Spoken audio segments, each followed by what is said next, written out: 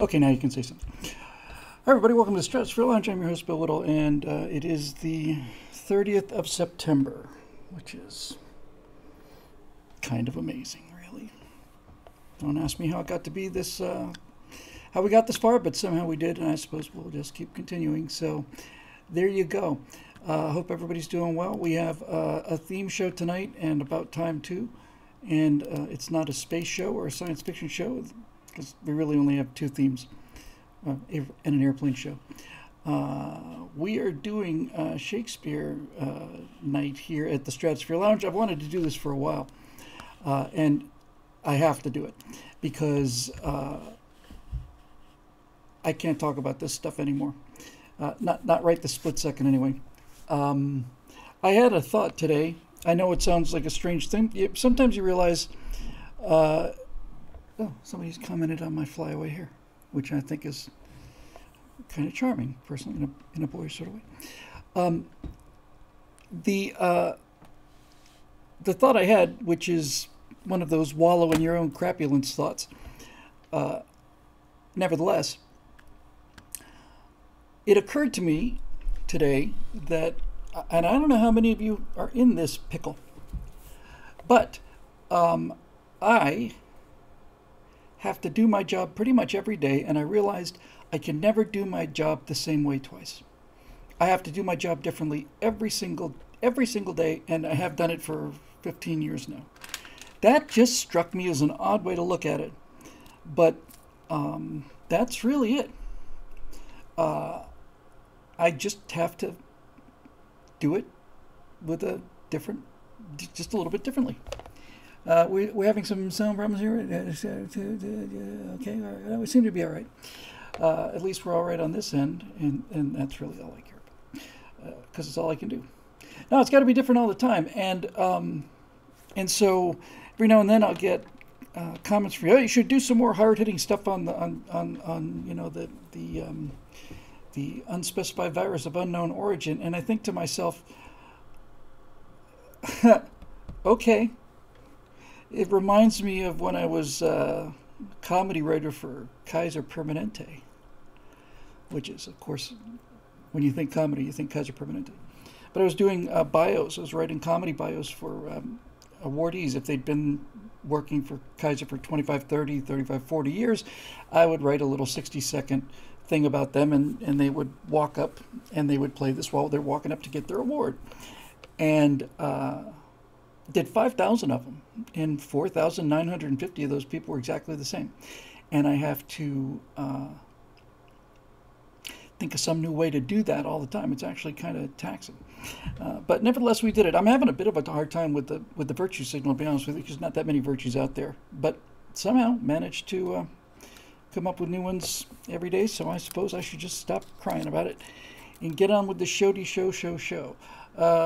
In other news, just very quickly, finally, last Tuesday morning at about 3:30, 4 o'clock in the morning, I actually finished the first chapter of the animation. I was moving like a crazy man. I got through with the forest. That took me forever to figure out how to do these things. We fight the werewolf. That went okay. And then we see the castle. And then I did something like 17 shots in 3 days. I thought, man, I'm going to have this whole thing done by the end of the week. And then we got to the reveal.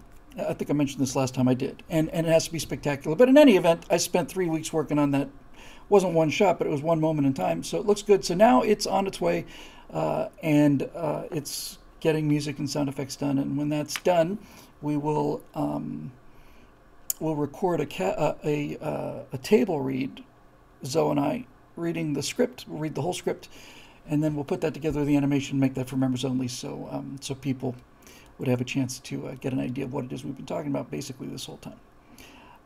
So other than that, I think that's it. So it's a kind of a lovely segue, because this 27-page story about descending into the depths of this dungeon, which is Democratic Party headquarters, was originally just going to be like a 3 or 4 minute video. And needless to say, it grew, and the reason it grew was because of Shakespeare, and that's all there is to it. Now, obviously, well, maybe not obviously, but Shakespeare did not live at the time of Armored Knights. He was well past that point. And nevertheless, it's our tendency to look back on any kind of period of British history before the Victorians as everyone speaking like Shakespeare. So I thought, well, I just stumbled on, by accident, the Shakespeare insult generator, which I'll try and put a link to. You just basically punch a button and you get a new Shakespearean insult. They took all of the adjectives that Shakespeare used and string them together in a certain order. And I just loved it so much that I started adding those to the script. And then I started reading Shakespeare, a lot of Shakespeare, and finding the actual insults and working as many of those as I could into the script. And so in the process of rereading most of Shakespeare, I just began to develop a real affinity, because he's a great writer. I'm a great writer, and I'm sure we would have been pals, and undoubtedly would have spent a great deal of time in various pubs drinking our mead and arguing about who was the better writer. And what's funny about that is that at the time that Shakespeare was in London, that kind of thing was going on all the time.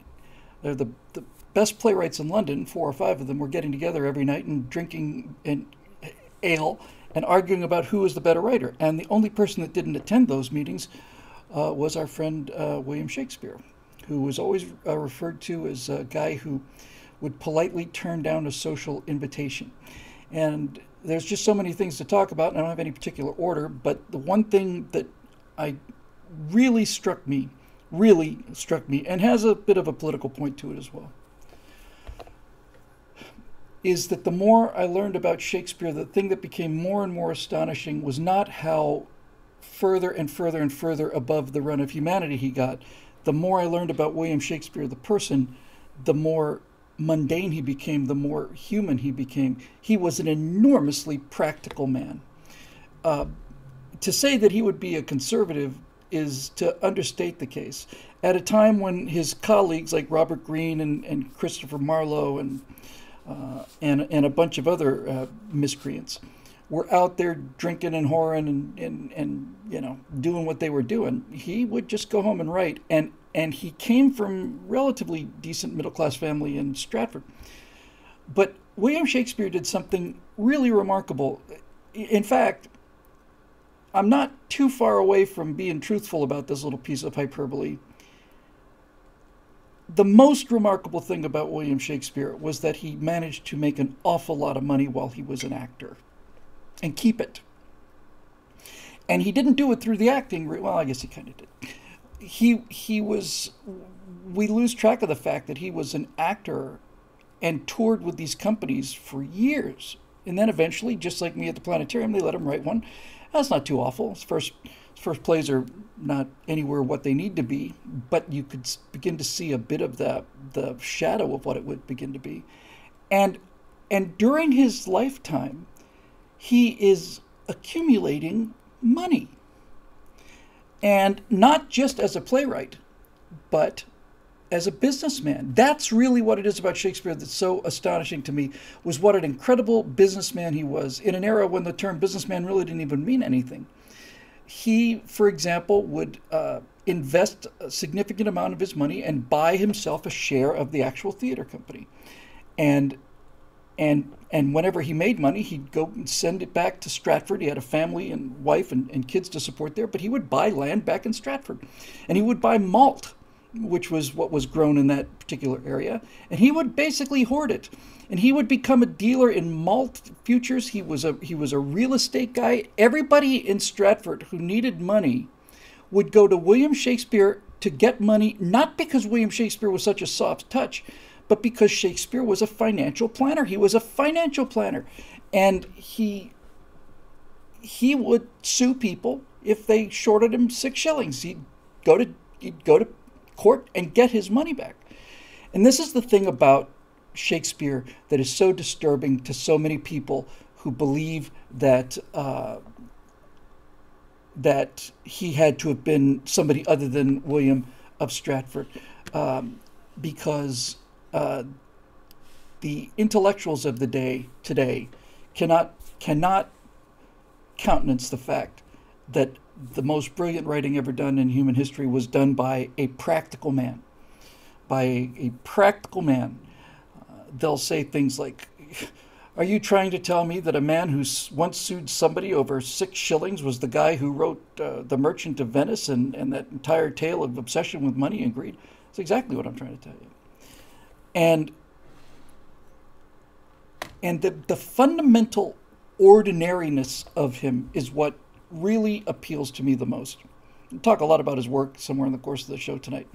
But that is the thing that comes to me. And that's where all of his genius came from. He would almost exclusively be writing about kings and wizards and, princes and things of that nature.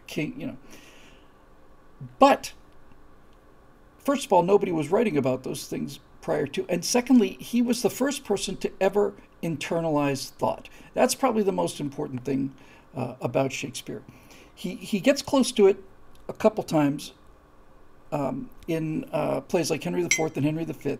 And then in Julius Caesar, there's a couple moments where Brutus has a soliloquy, and he's kind of talking about what he's going to do, but that's really just kind of laying out a plan, but he's still trying to capture the internal dialogue. See, we take this so much for granted.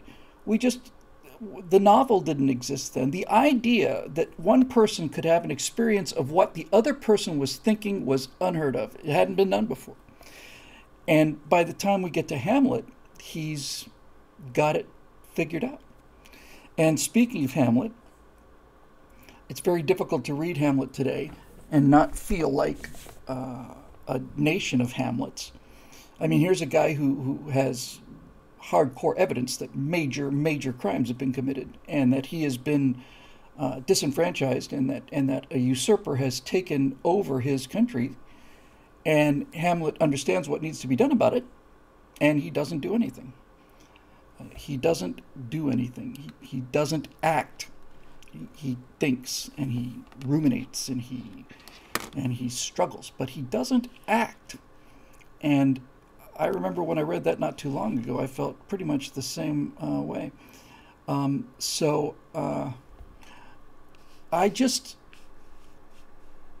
am just astonished at the number of terms that entered the English language as a result of Shakespeare. I'm astonished at all of this.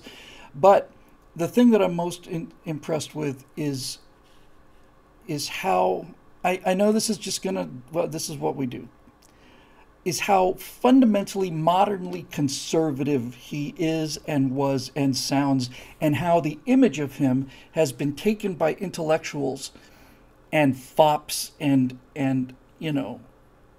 these kind of effeminate sort of theorists, and tried to turn him into something that he never was. They tried to turn him into a writer. He wasn't a writer. He was a playwright. He wrote for the people. And when Shakespeare was writing his plays, the plays were performed at 2 o'clock in the afternoon in daylight because they didn't have electric lights. They couldn't light at nighttime.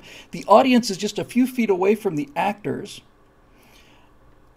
And it's an interactive experience. The idea of Shakespeare being performed in a dark room with everybody silent and hanging on to every word would have astonished him, and I'm sure would have made him quite uncomfortable. This is the thing about the guy that I think is the single most important thing that needs to be said about him, and that is just how fundamentally ordinary and how human and how dirty he was. Not dirty like mentally dirty. Here's a guy who had dirt under his fingernails. He was a working guy, and his trade was the theater. Now, a more advanced show with a producer would have done this in advance, but I didn't. So I'm going to do it in unadvance. I want you to take a look at something here. I want you to see two things in conjunction, because this will tell you what has happened to Shakespeare since Shakespeare was Shakespeare. So let's look for the first one, which is Laurence Olivier doing Hamlet. Hamlet's soliloquy, to be or not to be, is the best couple of paragraphs that have been ever written. Now, when I talk about Hamlet being effeminized, or whatever that particular word is, here's a great example of it.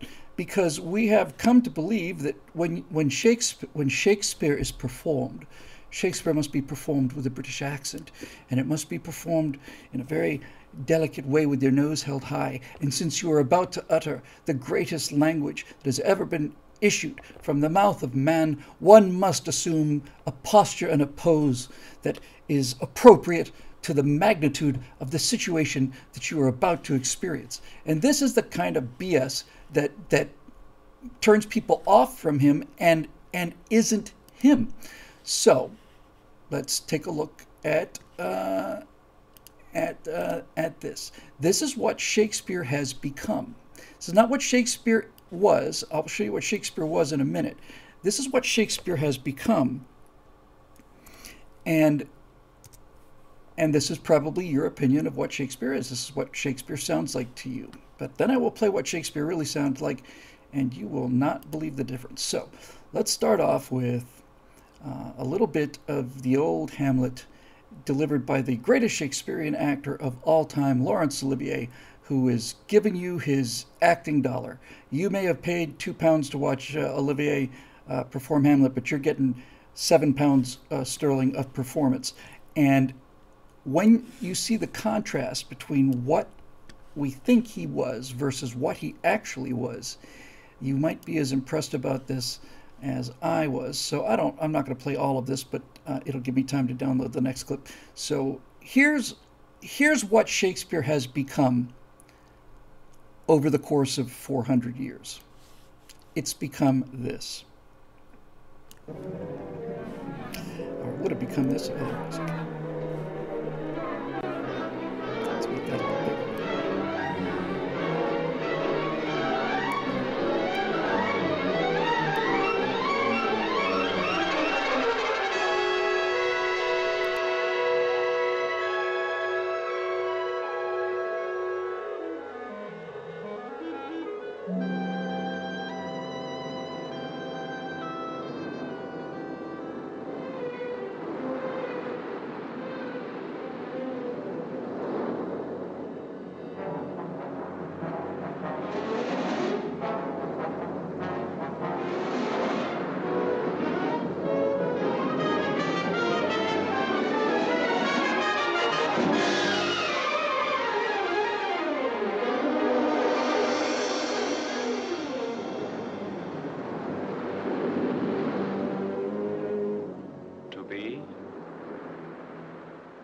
Not to be, that is the question.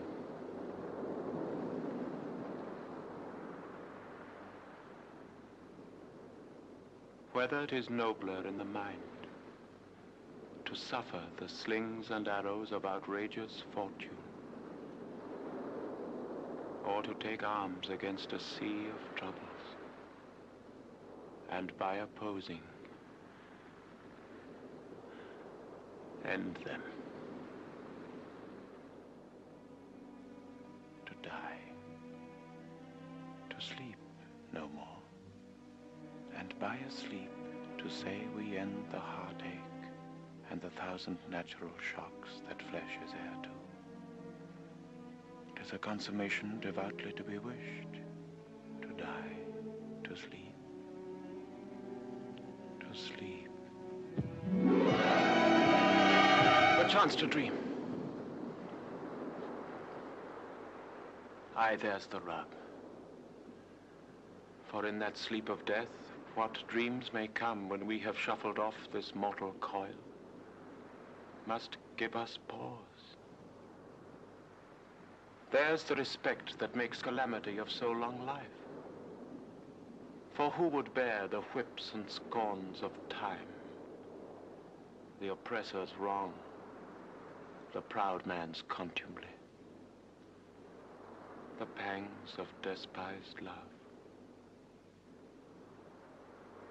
the law's delays, the insolence of office, and the spurns that patient merit of the unworthy takes, when he himself might his quietus make with a bare bodkin. Who would fardels bear, to grunt and sweat under a weary life, but that the dread of something after death, the undiscovered country from whose bourne no traveler returns, puzzles the will, and makes us rather bear those ills we have, than fly to others that we know not of.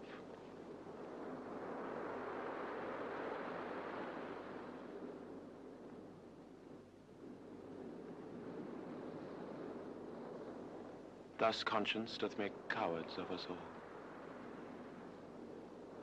And thus the native hue of resolution is sicklied o'er with the pale cast of thought.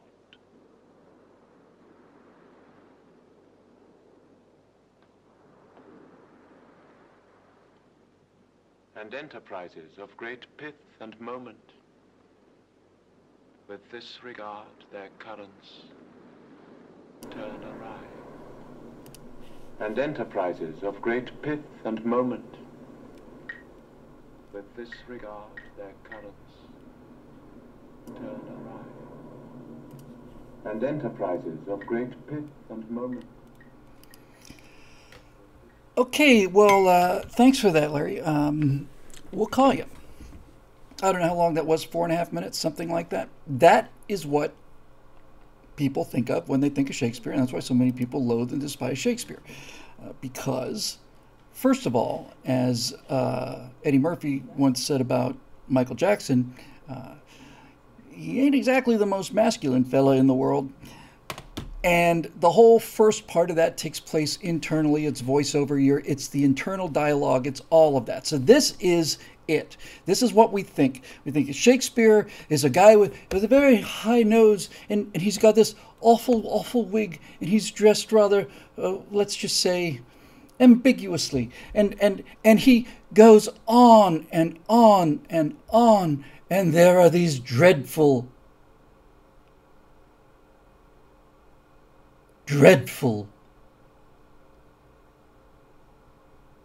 pauses that are put everywhere. If this guy, he's a great actor, Olivier's a great actor, but if Olivier were to play Shakespeare that way in front of the Globe audience in 1609, he would have been laughed off the stage. People would have just left. They would have left. So that is what we think. It's a soliloquy. It's the greatest thing ever written, and it is. Therefore, we must give it the respect that it deserves. But here's what Shakespeare actually sounded like. This I've played once or twice before. It is one of my favorite clips on the entire internet. I absolutely worship this guy. His name is Ben Crystal. And Ben and his father have been hot in pursuit of something called original pronunciation. So let's just talk about OP for a second. What you hear from Olivier is that classical BBC British accent. It's that Tony, toffee-nosed, very proper, very, very, very, very feminine, very, and if you really want to sell it, you put in a little bit of a lisp too. Very, very slightly effeminate, and a little bit soft around the W's and the R's, and so on. And that English accent that we know as the English accent didn't exist until about 150 years ago. There was a guy, literally now, I don't know his name, I used to know it, I've forgotten it, who had a school of elocution, and he taught British nobility how to speak in that fashion in order to separate them from the way that the common people spoke. It was one giant intellectual CNN type, I must spare a thought for those poor beastly commoners out there. Oh, how dreadful, how dreadfully awful. They didn't talk that way. They learned how to talk that way in the 1800s, but they didn't talk that way. And so when we get Shakespeare through this filter, and this filter is called received pronunciation. That British accent is RP. It's called received pronunciation because it was received, and this is how we learn to pronounce things. But now I'm going to play the exact same thing performed by Ben Crystal, and you will be astonished at the number of changes. But of all the changes, you tell me how much more American, and that's the word I'm using very carefully, how much more American does Shakespeare sound if you hear Shakespeare the way Shakespeare spoke? And this is how Ben Crystal and his father did it. And this is the result of a lot of research. He's a fine actor. There are many, many things that are different about this. But first of all, you'll hear the sound of the voice, and then we'll talk about some of the other differences that Ben Crystal has pointed out. Ready? This will blow your mind. Whenever you're ready. And just take your time, Ben. Hamlet, take 2.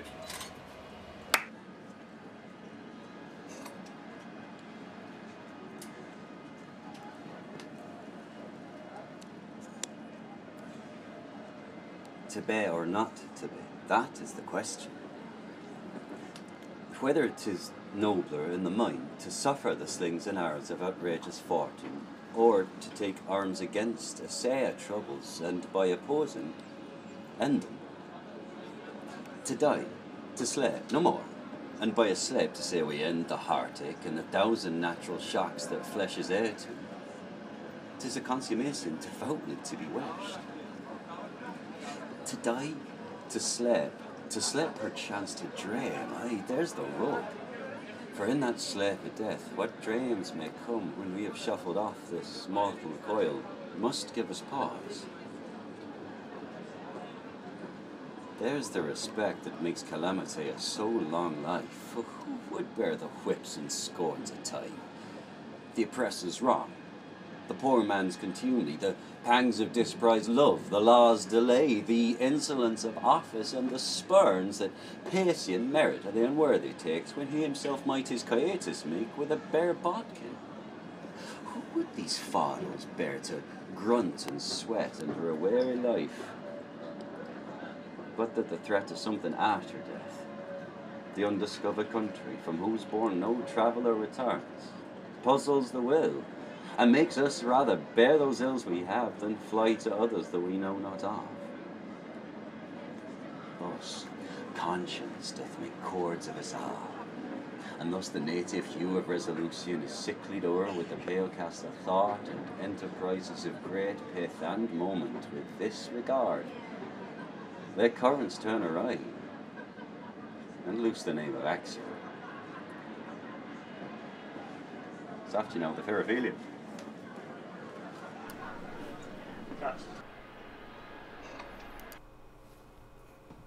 Now, what's different about this?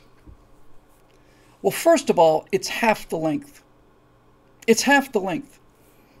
When they do Shakespearean plays in original pronunciation in the Globe Theatre, they generally run about, 20 minutes faster. A 2-hour play loses a tenth, 15, 20%. It is read so much faster. And when Ben talks about this in seminars, he says that if you do Shakespeare as Olivier did in received pronunciation, it's all up here. It's all in your to be or not to be. Automatically start to stick your chin up in the air. To be or not to be, that is the question. But he said when you get into original pronunciation, your entire center shifts down into your gut, and you tend to hunch over. To be or not to be, that's the question. And you realize that this piece of literature that has been delivered the way that Olivier delivered it, that here's a sacred thing, here it is on a silver platter, everybody bow down and worship it. No. Ben is showing you that what's actually happening in that soliloquy is not Shakespeare, it's not Hamlet kind of thinking, no, he's asking the audience. He's looking right at them, and he's asking them for their advice. That's what this whole thing is about. He's talking to the audience and he's asking for advice. Should I kill myself or shouldn't I? Well, here's some things in favor, here's some things against. You know, there's all of this life is hell and I should probably just kill myself, get it over with. What do you think? Isn't it awful, all these horrible things that happen? But, if I kill myself and there's an afterlife, I'll go to hell. And there's the rub. There's the rub. And so he basically is now saying, what do I do? What do I do? And now it is entirely different. It's not just an oration. It's a conversation. And when you see it that way, Hamlet becomes an entirely different guy. And the whole play becomes an entirely different thing. And Shakespeare doesn't become Shakespeare anymore. It becomes Shakespeare. And this is why I wanted to talk about this so much. Because if you were to see all of his works with somebody like Ben, and it wasn't just that he's more masculine. It wasn't just that he's, you know, lower voice and he's not doing all the posturing. And he's wearing normal clothes and he's out in front of, you know, out in front of Tower Bridge. Well, that's where the Globe Theater was and has been rebuilt a little bit off its original location. But that's what people saw going into the theater. And he was dressed in the period and he was wearing the kind of clothes that people more or less wore. And he would sit down and talk to the audience and he would engage with them. And undoubtedly, there was an awful lot of back and forth, and a lot of people would be basically coming back at it. And so there it is. And this is what is so incredibly lacking in this idea of Shakespeare, and why so many people just loathe it and despise it, and having to read it to them is just like, it's like oral surgery without the anesthesia. No. When you hear it the way it was supposed to be delivered, it's not just not effeminate posturing and Tony precision and these dreadful no, it's fast moving and it's actually an action. By the way, it's incredibly violent. I mean, Hamlet is in large part an action movie, and Henry V certainly is. And all of this stuff that's been put on it for 400 years doesn't belong there. And when you get all of that away, then you find what's really there. And it's not Shakespeare as Shakespeare writing for the future. He wrote for the groundlings. The groundlings, by the way, are people who, when you would buy a ticket in the theater, in the round theater of the Globe, it was octagonal, or it might have been 16-sided, which is octagonal. You had the seats, you had the high-class seats that had cushions, and for a penny, you could get in on the ground. You would be able to stand right there on the stage, well, nearly on the stage. The whole front area of the theater would be packed shoulder to shoulder with people, and they are touching the stage, and they're on the ground, so they're called the groundlings. And those are the people that the actors get to interact with, because they're yelling and shouting things back at them, and they're applauding, and they're doing all of this stuff. And this is where the action actually happens. This is where Shakespeare was aiming. And I guess this is the entire theme. We'll certainly get to the questions, but this is the theme of what I wanted to talk about so much with him, is that these intellectuals today, these CNN intellectuals, all of these Noam Chomsky, Harvard professors, all of these people think they're so smart, and they think that Shakespeare is about his elevation above the masses. But actual Shakespeare sounds American, sounds masculine, it moves quickly, and it does not look down on its audience. On the contrary, he is conversing with them. And so all of this elitism that exists today is crystallized, if you'll pardon the expression, in the way that we look at Shakespeare. This is what the elites do. They try to elevate themselves above regular people and convince themselves that they're smarter and they're deeper and all the rest of it, but they're not. And so when you hear intellectuals saying, oh, Americans, well, certainly Americans could never come up with anything like Shakespeare. Well, Shakespeare sounded more American than you do. And you can hear the echoes of Shakespeare's accents in the Appalachian Mountains. You can certainly hear it in Scotland and in Ireland. It's a much more rounded language. There was the great vowel shift where E's and I's started changing. And one of the ways that Ben and his father were able to determine what original pronunciation was looking at words that rhyme in original pronunciation but don't rhyme today. And I can't think of one off the top of my head, but nevertheless, there you go. Intellectualism never got anyone to the moon. That's right, Mobile Moto. No one ever got to the moon. A lot of people thought about it. So this is why I'm so on fire for this topic. I'm on fire for this topic because I'm looking forward to just destroying anybody who tries to take that, yes, Eric Blake for the internet win of the day. Shakespeare was the Quentin Tarantino of his day, period. That's exactly, precisely what he was. A guy who spoke common language, but he did it in a clever way. He had a spin to things. He had a story to tell, and he told it well. And his insults alone would have people just roaring in the aisles, just roaring. But they were seeing things they'd never seen before. Here's Julius Caesar getting stabbed, you know. They didn't have picture books. You know, they didn't get to watch movies of these things. For instance, and here's a character named Drunkenness, and here's a guy, and they were just very simple morality plays. And this is what was just coming to an end when Shakespeare started to get involved with the theater. And so much of Shakespeare is due to the fact that at that time, during the second part of the reign of Elizabeth, England was struggling with the fact that they had been a Catholic country. And then all of a sudden they were a Protestant country with Henry VIII. Well, I want to marry this broad, and the church won't let me get a divorce, so screw you, Pope. I'm taking the entire country, not just me, the whole country. We're leaving Catholicism, and we're going to set up the Church of England, Anglicanism, and I'll be the head of the church, and so you can just kiss my royal butt. Okay, now we're all Protestants. And then we're all Catholics again. Mary, Bloody Mary, becomes queen, not Mary Queen of Scots. Mary becomes queen before Elizabeth and starts burning Protestants at the stake.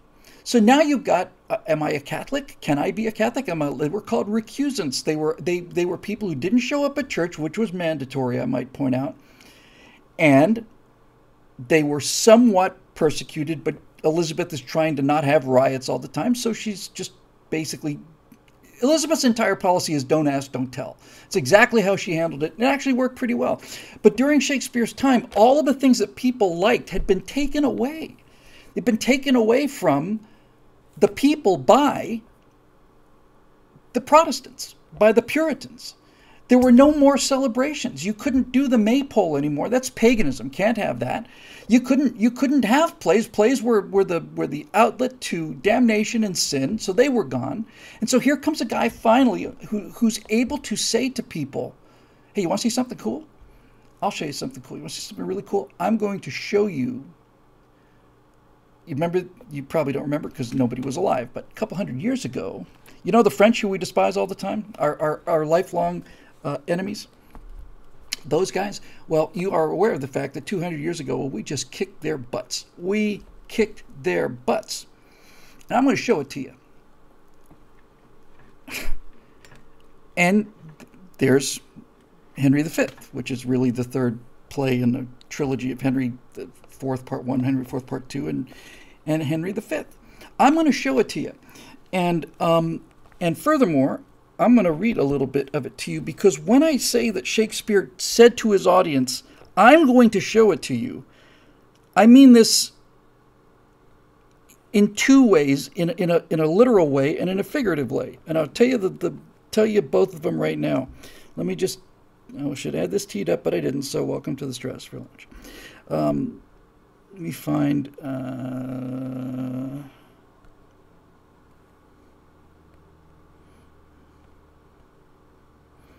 okay, let's just be cool here. I just got to find it. Coriolanus, Cymbeline.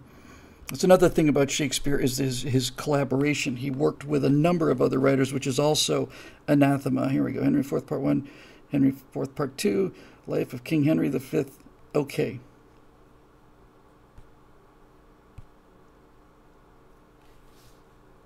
Now, I said Shakespeare comes out on the stage and he says to people who don't have movies, don't have TV, never seen any of this stuff before, ever.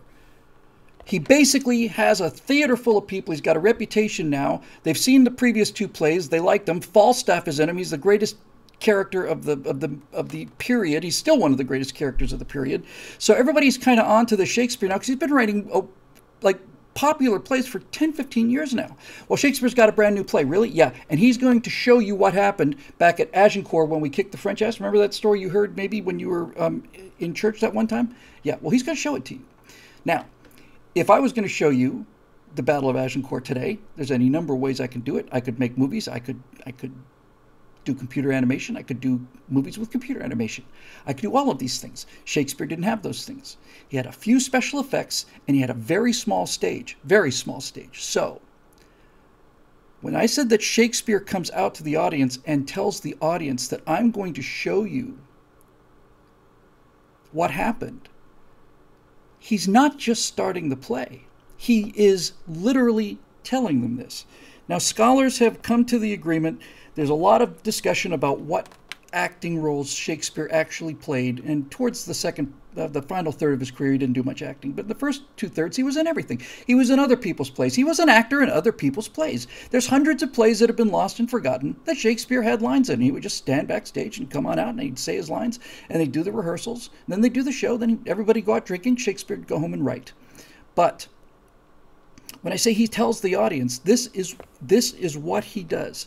Shakespeare played the character called the Chorus in Henry V. He was not only the guy that wrote the lines, he was the guy that delivered the lines. So just hang with me for a second now. It's a late afternoon, 2 or 3 o'clock in England, probably in the fall. There's a bunch of people out there. They're all noisy. They're all making a lot of sounds. They're eating. They're arguing. Many references in Shakespeare to the basic stink of their breath and all the rest of it. And so finally, you've got all this crowd getting ready to go. And to say that they quieted down when he came out, it was probably a bit of an exaggeration. They maybe gave him his attention, suddenly didn't just go, oh my God, it's Shakespeare, we got to be, no. So it gets a little quieter. And Shakespeare comes out in costume, and this is what he says. He is telling people, this is what you have to do if you want to come with me back to Agincourt. So this is what he says.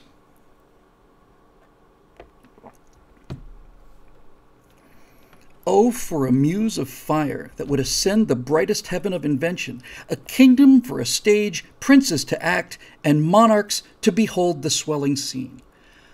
Oh, for a muse of fire, only if I had more power, if I had more power, if I had an actual fiery muse in the Greek sense, I could make it happen. I could just take you there, but I don't.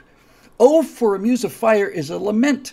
He's lamenting the fact that he does not have the ability to do that. Oh, for a muse of fire, if I only had a muse of fire that would ascend the brightest heaven of invention, in other words, bring every single special effect in the history of the world down onto our stage, a kingdom for a stage, princes to act, and monarchs to behold the swelling scene. He's essentially coming out and saying, damn it, I wish I had CGI. I wish I did. I wish I had CGI. I wish I had a film camera. I wish I could go out into the field and take thousands and thousands of people there and line them up. This is what he's saying. I'm not saying he's anticipating the camera, and he's certainly not anticipating computer graphics, but he is anticipating the ability to take people someplace else, which he cannot do. Oh, for a muse of fire. If I had magical abilities, I'd just take you there. But I don't. He goes on, though. If I'd had this muse of fire, if I'd had the magic to actually take you there, this is what you would see. Then should the warlike Harry, that's Henry V, like himself, assume the port of Mars. You would see King Henry V, like Ares, like Mars, standing there with his weapons. And at his heel, leashed in like hounds, should famine, sword, and fire crouch for employment. In other words, so magnificent that the 4 horsemen of the apocalypse would be at his heels. This is a colossus of a man. If you could have only been there and seen it, this is what you would have seen. But now here's where he makes the admission. This is where he basically says, but we don't live in the 21st century. We don't live in 2021. I can't just take actors out to Agincourt. I can't throw in 10,000 extras on computer graphics. We can't do that. We don't have the technology. So he has to apologize. He says, but pardon, gentles all. He's referring to the groundlings who've never been called gentlemen in their life, but he's referring to them as people of culture. But pardon, gentles all, the flat unraised spirits that hath dared on this unworthy scaffold to bring forth so great an object. Forgive us, gentle people, sign of respect, that unraised spirits, in other words, we can't use magic. We have to use people. We can't summon spirits. We're people. That unraised spirits have dared to bring forth so great an object. We have dared, I'm daring you now, I'm telling you that we have got the nerve to stand here on these unworthy scaffold. A bunch of humans are going to stand on a block of wood, a bunch of wooden planks, and we're going to make an attempt to take you back to see things that you can't even imagine.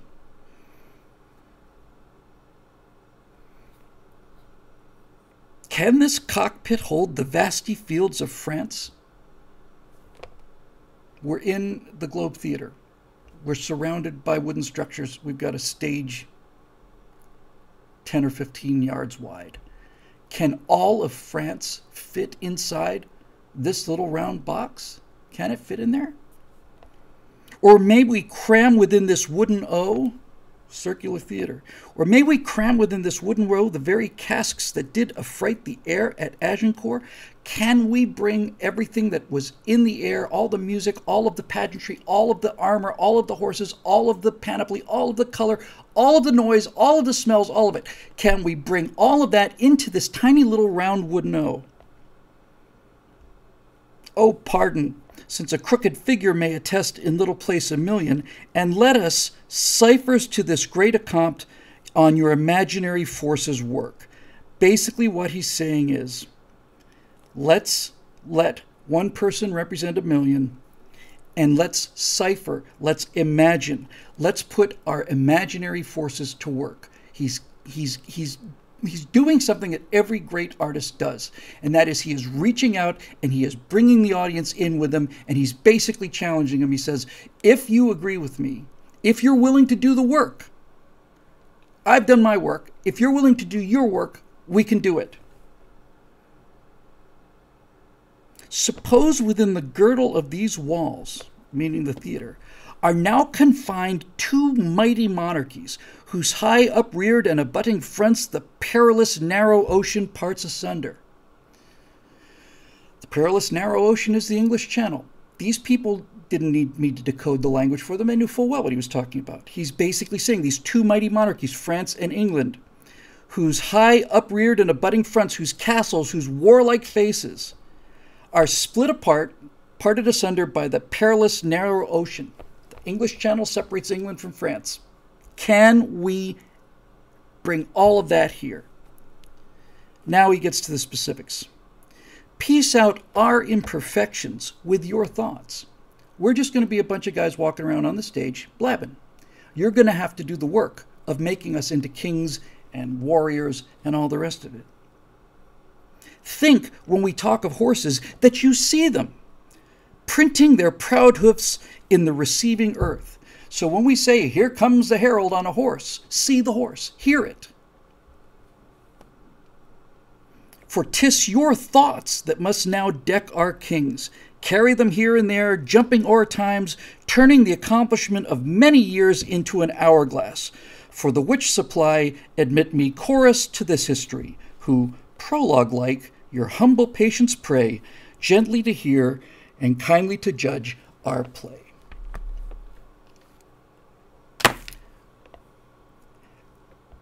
Action movies always start with a hook. Any good action movie, any kind of a thriller of any kind, James Bond movie is a perfect example of this, start with a mini scene, It may or may not have something to do with the rest of the story, but if you're going to do an action movie, you don't do a half an hour of talking and then get to the action. It immediately starts with a hook. And what he does in this gigantic show, which is accomplished by 17 people maybe on a wooden stage, what he is saying is, we're going to start right now with an action scene. And he immediately goes to that. And he basically says, see the horses, hear the trumpets. Forget about the fact that it's just a bunch of us up on stage. It's your job to imagine kings in their place, all of the vasty kingdoms of England and France in this vast field. You got to put it inside this little box. And if you'll do that, then I will give you we few, we happy few, we band of brothers, and I'll make you cry. And that's what he did. This is why Shakespeare is Shakespeare. He invented this. No one else was able to do what he did with these things. And of all the things that people remark about with Shakespeare, it's the humanity that most people recognize. That characters in plays were real people. Brutus is conflicted. Let's take a classic example, famous example. Let's take The Merchant of Venice. Okay, so Shylock the Jew. He's called Shylock the Jew because there might have been maybe 100 Jews in all of London, which was the most populous city in Europe, or pushing it with Paris anyway. Would eventually become the most populated city in Europe.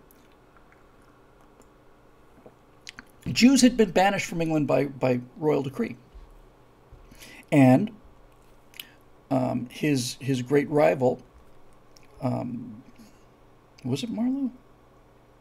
I think it was Marlowe, wrote a play called The Jew of Malta, and basically treated the Jews like the way they were normally treated, which was as kind of like these costume creatures that are useful, like at Halloween.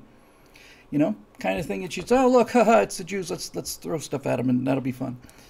So Shakespeare, by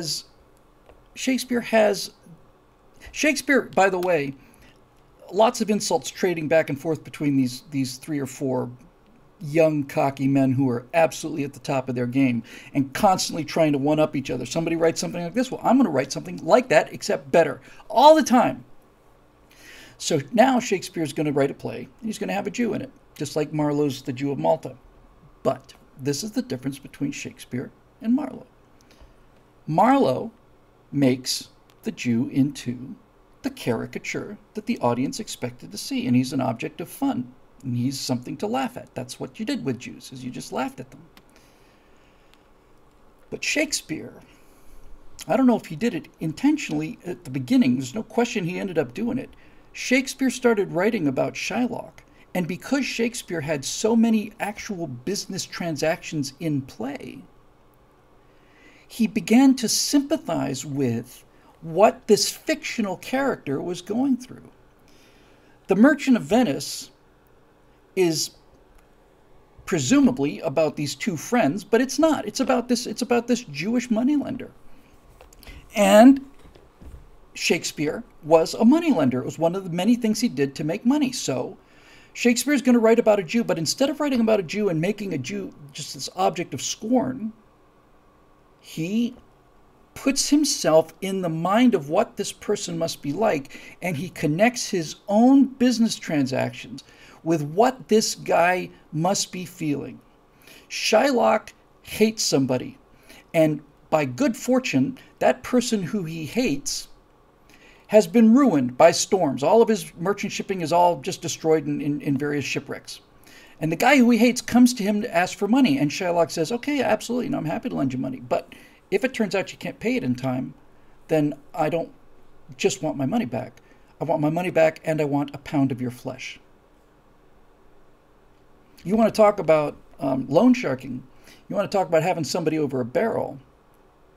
Yeah, I'll lend you the money. You pay me back. But if you don't pay me back the day it's due, not only do I get the money back when I get a chance, but I get to take my knife and carve out a pound of your flesh as interest. Now, that's not a very flattering portrayal, And there's a lot about Shylock that goes on to be, oh, my ducats, oh, my jewelry, all this, all, just constantly worrying about the money. But what Shakespeare does is he turns him into an actual human being. He turns him into a human being. He turns him into somebody real who is struggling with things, turns him into somebody who's worried about things, turns him into somebody who is sympathetic in a lot of ways. Just the fact that he was treated as a human being is revolutionary. Revolutionary. We're going to treat a Jew like an actual character? Yes, he's going to have probably, if not most of the lines in the movie, he's going to have all the good ones. And all of the interesting stuff that happens in this play, written by me, William Shakespeare, the famous guy who you've all heard about, the Quentin Tarantino of my day. Yes, not only am I going to put a Jew in this, I'm going to make him into a character. And I'm going to put you inside his head. So instead of just mocking him for the things that he does in fact say and do, I'm going to make you re-examine what you think about this guy, because I'm going to put you inside his head and show you that these things are not as simple as they sometimes seem on the outside. And that's what he did. And he did the exact same thing with a black guy, which is just as unheard of. And this is why these progressives wanting to ban Shakespeare drives me out of my mind, among many, many reasons. Shakespeare is accessible to everybody, but if there's one person who paved the way for Western civilization to see other people through their own eyes, this guy invented it. So now you've got Othello, the Moor of Venice. He's a general. He's a very good general. He's a Muslim general, but the Venetians are greedy and power hungry, so we are going to basically hire you, Othello. And Othello marries the beautiful daughter of one of these Venetian elders, and she's crazy in love with him, and there's nothing they can do. It's a legal marriage. And then along comes Iago, who basically hates Othello. We never actually hear why, but you get a kind of a taste that it is, part of it is because he's a Moor, it's because he's black, basically. And Othello, and then Iago basically lays a very complicated plan to have him destroy himself, and he succeeds. He succeeds. But he didn't make Othello into a rapist, and he didn't make Othello into a guy who did something wrong and deserved to die. He made him into a noble, capable warrior who loved his wife and who was the victim of his own honesty. Let me know if any of this rings a bell today, by the way. He's a victim of his own decency. Othello trusts Iago. Iago has served him faithfully for years, and he trusts him. And the idea that Iago might be setting him up for this never enters his mind, ever. Ever. He's a victim of somebody who claims to be working for the public good, but secretly is destroying everything just to destroy it. He basically says so. He basically says, I have come to watch the world burn. There are some people that just like to watch the world burn. And Iago's one of those guys. So he's made a real person out of a Jew. He's made a real person out of a Moor, out of a fellow who describes his own skin as coal black. He's made essentially a tragic hero out of Othello, because Othello doesn't do anything wrong other than trust in the people that claim to be trustworthy. How many of us are guilty of that particular crime, or at least have been until recently? So, what is this guy doing? What is he doing? He is not on a mission, okay? And this is the other reason why Shakespeare needs to be taught, and why banning Shakespeare is not just on its face bad, but it's bad even by their politics. It's bad. What he's doing is he is challenging your conception of the other, and he is showing the other in a sympathetic light and making you rethink your prejudices. Now, that's not what he sets out to do. Shakespeare doesn't wake up and say, you know, this English society of ours is just entirely too racist, and I'm going to write something about it. Because he's not lecturing us. He's entertaining us. He's entertaining us. He's entertaining the groundlings. But he's given them something that they can laugh at. He's given them some sword play. He's given them a murder tale in the case of Othello. He's given them Shylock running around going, oh, my money, my money. Okay, that's what they want. That's what they came for. But he's also making them think, well, wait a minute now. This guy has more to him than I thought. He is the first, he's not a multiculturalist, but he is a universalist. He is saying that the things that you are going through, should I kill myself or not? What do you think? I'm asking you, should I? Should I just off myself? I mean, life sucks. Should I? I don't know. I'm asking you because I can't decide. On one hand, yes. On the other hand, who knows? He's doing this, and he's the first person to do it. And not only is he the first white person to do it, he's the first person to do it. Because as far as I know, there's never been a Chinese writer or playwright or Japanese or African or any other of these tribes that they're trying to divide us into has ever had a writer from their own culture make those kind of efforts to make the other, the barbarians, the foreigners, seem like real people. He is the only one that did it. He should be at the top of the list for progressives. But they're too stupid to know. They're just too stupid. They don't read it. They don't see it. So, this is why I wanted to talk about Bill. Because of his extraordinary gift of sympathy. And the thing that is the most remarkable, and Mobile Moto says Django. Yeah, it's a great Tarantino thing, but in a way it really is Django, right? It really is. That's a really great point. I'm going to steal it. I'm going to use it from now on. Othello was Django Unchained, right? He's a black man who's been wronged, and he commits acts of violence because he's been wronged. So, that's why this guy is so important, and he's so important to me. He should be important to you too.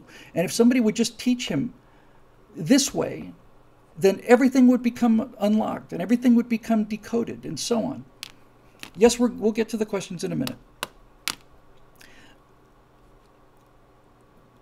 This is the essence of his genius, is his humanity, and the paradox about Shakespeare is, here's a man who wrote so unparalleled, and not just once or twice, 30 times, wrote unparalleled insight not into the English condition, but into the human condition.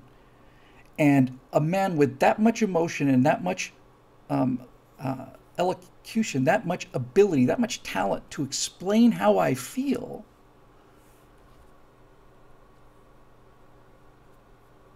was a guy who wouldn't reveal anything about himself to the world. Nothing.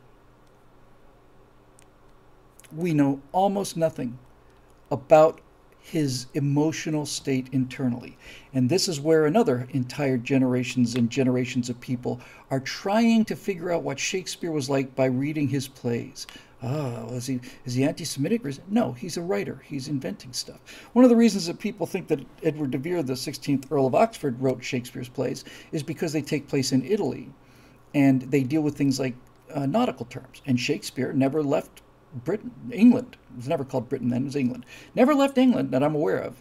He basically commuted from Stratford to London. He'd ride for a day, stop at Oxford for the night, then he'd go to London, he'd go back home again. He just commuted. And how could a man like that possibly, how could he possibly know about things like this? Well, here's a newsflash for you intellectuals here. He was able to do it because he used his imagination.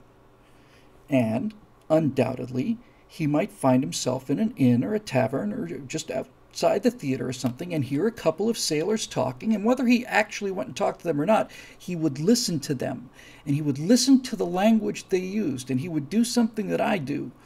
I'm not trying to compare myself now because I'm semi-serious here, but I've mentioned this several times. When I was in the company of this Navy SEAL, and there's been other occasions as well, and he started talking and I started hearing how these guys actually talk. The actual language they use. The recorders in my head just went to high speed, and I recorded everything. I listened to everything he said. I learned every word. I looked at the mannerisms, and I wanted to know. And this is what Shakespeare did. How did he know about falconry? Well, he talked to a guy who was into falconry. He talked to him for probably half an hour. And so he throws in 2 or 3 things that only a falconer would know, unless you talk to a falconer. And people think, wow, that's it. We talked about this many episodes ago when we got to Crimson Tide. We were talking about Crimson Tide and why Crimson Tide, the movie, sounds so authentic. It sounds authentic because the language that they're using on the submarine is the real language that they use. Now, most of the language that they use in Crimson Tide is dramatic language that you never hear on a submarine. You never hear officers shouting at each other on a submarine. It just doesn't happen. But they put enough of the I call it, and a lot of writers call it chrome, little pieces of chrome, little shiny things that pull your attention. Little pieces of chrome. Here's some language, here's some things, here's some behaviors. Does this feel real? Yes, it feels real. Great, I'm in. And that's where the guy got his stuff. That's how he did it. And the music of the language is irreproducible. And finally, and I'm going to questions now,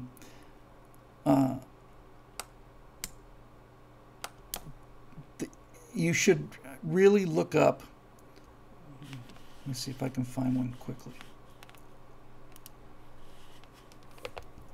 Just give me 1 second here. This should come up pretty fast.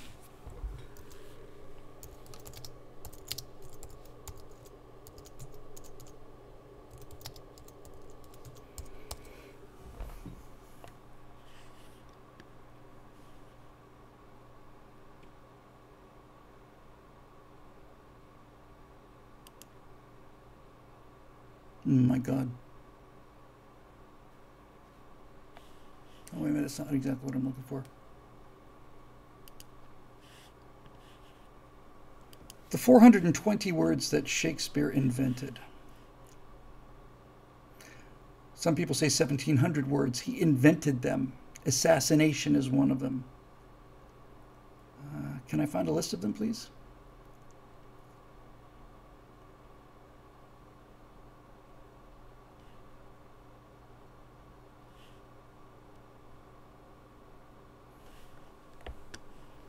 Oh, here we go.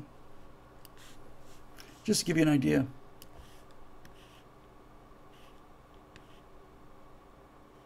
Here are some words that Shakespeare was the first person to use in a written document. That means he either invented these words out of his head or was the first person to hear them in use and put them down. These are words that Shakespeare introduced to the English language. And when I finish this list, we're going to the questions. Just let me know if you've heard any of these. Academy, accessible, accommodation, addiction, admirable, aerial, airless, amazement, anchovy, arch-villain, auspicious, bachelorship, barefaced, baseless, batty, beachy, bedroom. Bedroom, he invented that term. Bedroom didn't exist before Shakespeare. There was a bedroom, there was a room with a bed in it, but no one called it the bedroom. Belongings, birthplace, blackface, bloodstained, blood-sucking, blusterer, bodikins, braggartism, brisky, broomstaff, budger, and bump. Yeah. Buzzer is a Shakespearean word. Candle holder, cat-like is Shakespearean. Characterless, cheap is a Shakespearean word. Chopped, church-like, circumstantial, cold-blooded, cold-hearted, compact. I'm just skipping the ones that are a little more obscure. Control is a Shakespearean word.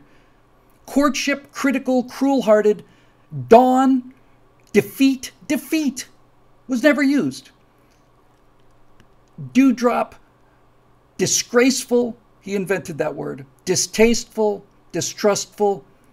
Downstairs, employer, epileptic, equivocal, eventful, excitement, expedience, farmhouse, fashionable, featureless, fixture, flowery, fly-bitten, foppish, fortune teller, freezing, full-grown. I'm skipping a bunch, but I'm going through them. Generous, half-blooded, heart-sore, homely, hostile, howl, hurly, ill-used. Again, I'm trying to skip to the ones that we get to hear all the time. Indistinguishable, informal, investment, invitation, invulnerable, jaded, laughable, lonely, majestic, malignancy, manager, marketable, militarist, monumental, mortifying, motionless, neglect, obscene, outbreak, overblown, overview, pageantry, paternal, pious, posture, priceless, protester, there's an irony for you, published, radiance, reliance, remorseless, reprieve, resolve, restoration, restraint, retirement, revokement, and revolting in a row. He also invented the words savage, schoolboy, shudder, skim milk, soft-hearted, stealthy, stillborn,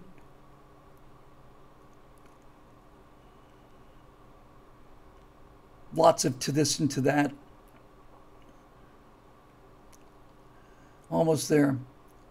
Tranquil, traditional, transcendence, unchanging, unclaimed, uneducated, unhelpful, unhidden, unreal. You'll appreciate the work I'm doing, Will. Unrivaled, unvarnished, upstairs, useless, vulnerable, watchdog, well-behaved, well-bred, well-educated, well-read, and zany.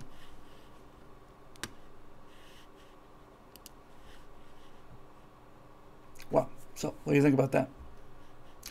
Okay, let's do some questions.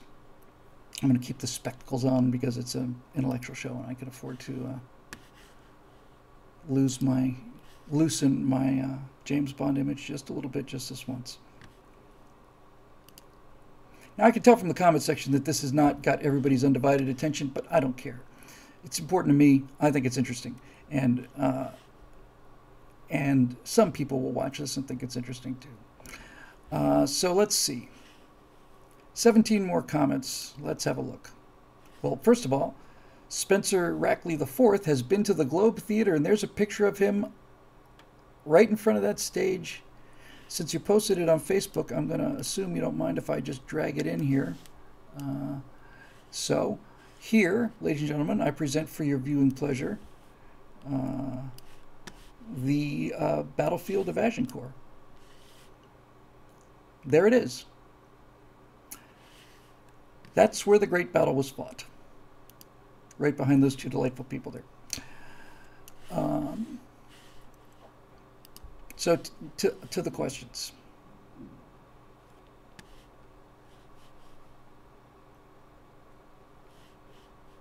My gosh, Evan said hello, Evan. I don't know if you're watching, but it's good to see you. One of my favorite jokes from my old act years ago was, I'm reading a great book. It's the autobiography of William Shakespeare by Sir Francis Bacon. This is what drives the Shakespeare didn't write the Shakespeare things. They cannot conceive of the fact that a guy who was a moneylender, who was a malt farmer, a guy who dealt in trade, a businessman, a guy who made and kept money, a capitalist, in other words, an actual capitalist. They cannot believe that a capitalist who was concerned with money, of all things, concerned with money, Shakespeare, concerned with money. How could a man with that kind of absolutely elegant spirit possibly be concerned with something as vulgar and disgusting as money? Now you know how intellectuals work. Now you know. I'm Shakespearean. I don't care about money. I don't have any money because I don't work. But I'm a Shakespearean poet, and I'm a sympathizer. I'm much like Shakespeare, you see, because neither of us really did anything other than just think about really cool things, and none of us were bothered by beastly things like money. Well, when you find out, no, he was quite concerned with money, then all of a sudden you realize, hang on a second, I thought only smart people didn't care about money. I thought that, and Evan say it makes this point all the time, and other people have too, that working is what regular people do. And working is somehow a sign of failure. Pretty sure this is Evan verbatim. If you're a working man, then you failed. You have a job. You don't have you don't follow your dream. You have an actual job. Yeah, just like Shakespeare did. I had to crank out 2 plays a year, 3 sometimes. That's what Shakespeare had to do. And so that's why it had to be Francis Bacon, or it had to be some other noble. It had to be Marlowe. It had to be De Vere. It had to be somebody other than a guy who was a country bumpkin who made money and kept it. Can't be him. There's all you need to know about elitism. Eric Blake, hail unto Vectron, dear Whittle, by Vectron's claw, let your wit ever be so sharp. Be ever so sharp. Ever be so sharp. Now, the question I seek, dear William, and thank you, Eric, thank you for playing along, I appreciate that. Be this, what, in your quite expert opinion, be the most underrated play of the bards? I would say the most underrated work, but that, of course, would imply that you've read every single sonnet and every single tale in poetic form. If you have, by all means, expand the question in kind. I have not read all of the sonnets, and there are a few plays that I haven't read. What do I think is his greatest work? Well, I know this is going to come as a real shocker, but Hamlet is the greatest thing ever written. And for those of you who say no, it's not, it is. If you have seen a version of Hamlet and you hated it, it's because it was delivered in received pronunciation, and it was presented to you on this platter as this intellectual sort of philosophy. No, it's a murder mystery, and it's a revenge story. It's Django Unchained. It's an action film. It's a revenge story. It's is it Abducted? What's that Liam Neeson play? I have a specific set of skills. That's what it is. It's a revenge story. It's all of those things. And if it didn't appear that way to you, if you saw it and you were turned off by it, then they didn't do it right. Just like communism, only this can be done right. So obviously, it's Hamlet, and it's Hamlet because there is so much of Hamlet in Hamlet. There's so much brilliant stuff in Hamlet. It's certainly his best work, but it's not my favorite work. If you're asking me what my favorite work is, it's Henry V by far. By far. Because Henry V captures the essence of war leadership in a way that nothing ever has before or since. The actual Henry V was a remarkable warrior. He was a young guy. He was out on a battlefield fighting. I think he was 16 years old, and he took an arrow just below his left eye. Nearly killed him. If it had been just a fraction of an inch higher, it would have gone through the eye and into the brain and killed him. But it lodged right here into his cheekbone, and it was embedded into his cheekbone. And it was a specific kind of arrow. It was a bear bodkin. For those of you not familiar with the archery terms of bodkin, you're familiar with most arrows. They have the arrowhead with the barbs to make sure the arrow doesn't come out. Okay, that's a great thing to put into living flesh. But when you're dealing with armored adversaries, you need something that will go through their armor, and a British longbow could do it. So, a bodkin is a very heavy, pointed piece of solid steel, and it is designed to punch through armor. And Henry V took a bodkin right here when he was 16, something like that. Came this close to killing him. He had this thing festering in his cheek for days and days and days. And they decided, well, they didn't decide, he's going to be the next king of England. He's the heir. We have to try and save him. And a physician, whose name escapes me, and it's one of those many things that should not escape me, had to figure out how to get this thing out of there. Now, the way a bodkin is attached to the shaft of the arrow is you've got this wooden shaft and you've got this steel thing that goes around it. You kind of hammer it down there and it's attached. Well, when you pull the wood, the arrow comes out, the wood comes out, but the bodkin, the actual steel arrowhead, is embedded in the bone and it's not budging. So this physician custom designs this device, and it looks like a kind of a wedge. And it's got a little little geared mechanism on the back. What the hell is this? Just build it. Henry's dying, and we're going to lose the king at age 16, and there's not even going to be an Agincourt if you don't get on this and build me this thing. So he designs it, and he gets some silversmith or somebody who's very good with fine detail work to build this thing. And what he does is, and there's no anesthesia, let's not forget, no anesthesia, no antiseptics, no antibiotics. He's got this festering wound here that's open and has been open for days and days and days, completely inflamed, and you get the picture. And then this physician has to push this wedge-shaped object into the hole at the end of the bodkin and push it in there pretty hard, which is undoubtedly not going to improve your mood if you've got one of these things in your cheekbone. But he pushes it in there as hard as he can, and then he cranks this mechanism, and this mechanism opens this thing up.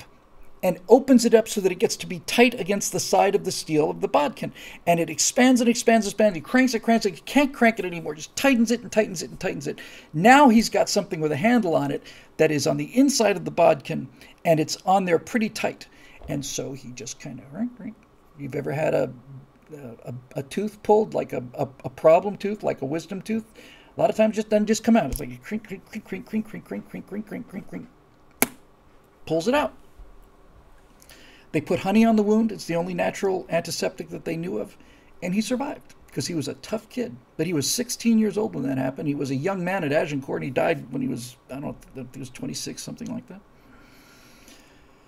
So the real Henry V had a lot of guts. And the real Henry V did win the Battle of Agincourt with a much, much smaller army that was suffering horribly from dysentery. And he did, in fact, lead them to that victory by inspiring them, by being with them in the field.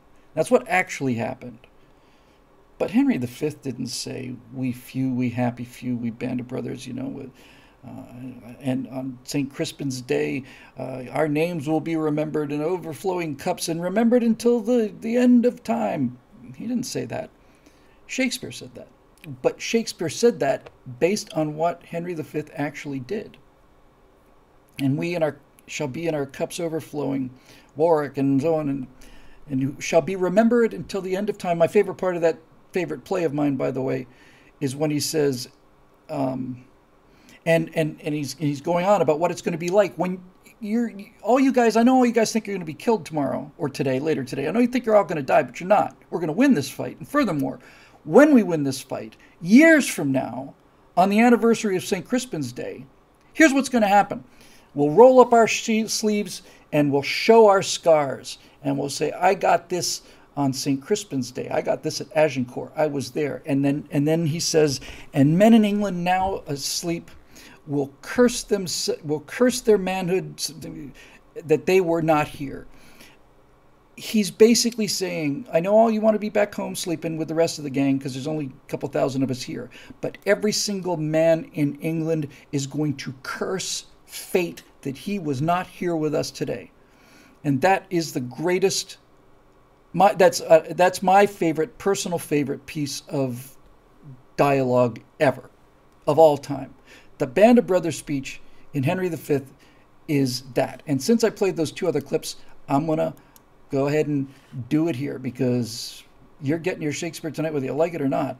And it's been done a number of different times, but it's never been done like Kenneth Branagh. His Henry V was incredible. I saw it in theaters. And by the way, while I'm looking this up, there's a shot in this movie that he made quite a while ago now, and it's the aftermath of the Battle of Agincourt. They can't show the whole fight because it's simply too expensive. So they show the aftermath, and here's what I found to be kind of funny about that. It is a long tracking shot. It's Henry walking through the mud after the battle is over, and stretched out behind him to the horizon are nothing but fields of dead Frenchmen, and it just goes on and on and on and on and on. And that's the power of it, is that you see a couple of dead people, you think, wow, it must have been a tough fight. And then you see more and more and more and more and more. And then finally, you realize, my God, there's just thousands of dead people here. Yes. Anyway, if you look carefully, and I saw it in the theater,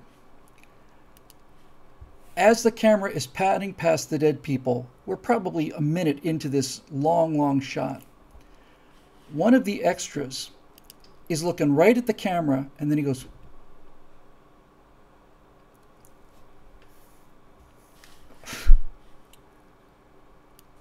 and acts like he's dead.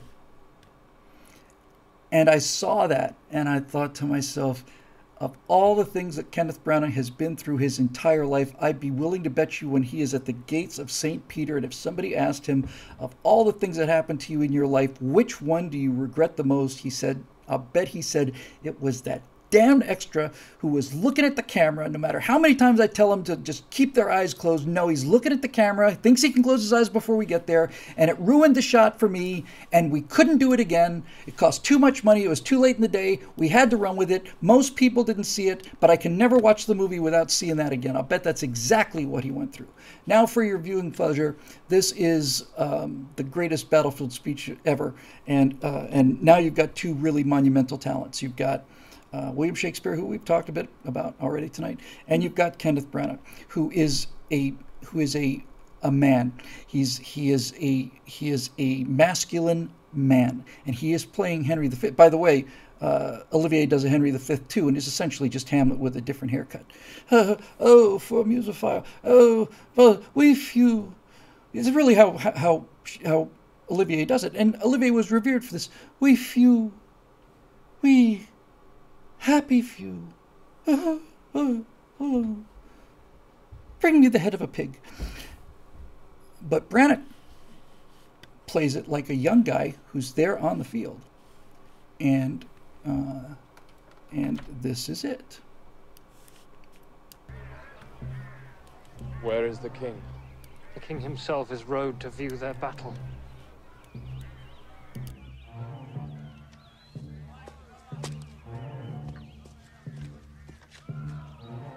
Of fighting men, they have full threescore thousand. That's 5 to 1. Besides, they are all fresh. 'Tis a fearful odds. Oh, that we now had here but 1/10,000 of those men. And by the of way, England listen that to do the no music. work Listen to how today. the music is helping build this What's thing. he that wishes so? My cousin Westmoreland? No, my fair cousin. If we are marked to die, we are enough to do our country loss. And if to live, the fewer men, the greater share of honor. God's will, I pray thee, wish not one man more. Rather, proclaim it, Westmoreland, through my host, that he which hath no stomach to this fight, let him depart. His passport shall be made, and crowns for convoy put into his purse. We would not die in that man's company that fears his fellowship to die with us. This day is called the Feast of Crispian. He that outlives this day and comes safe home will stand at tiptoe when this day is named, and rouse him at the name of Crispian. He that shall see this day and live old age will yearly, on the vigil, feast his neighbors and say, tomorrow is St. Crispin's. Then will he strip his sleeve and show his scars and say, these wounds I had on Crispin's day. Old men forget, yet all shall be forgot, but he'll remember with advantages what feats he did that day. Then shall our names, familiar in their mouths as household words, Harry the King, Bedford and Exeter, Warwick and Talbot, Salisbury and Gloucester, be in their flowing cups freshly remembered. This story shall the good man teach his son, and Crispian shall ne'er go by from this day to the ending of the world, but we in it shall be remembered. We few, we happy few, we band of brothers, for he today that sheds his blood with me shall be my brother. Be he ne'er so vile, this day shall gentle his condition. And gentlemen in England, now abed, shall think themselves accursed they were not here, and hold their manhoods cheap, whiles any speaks that fought with us upon St. Crispin's Day!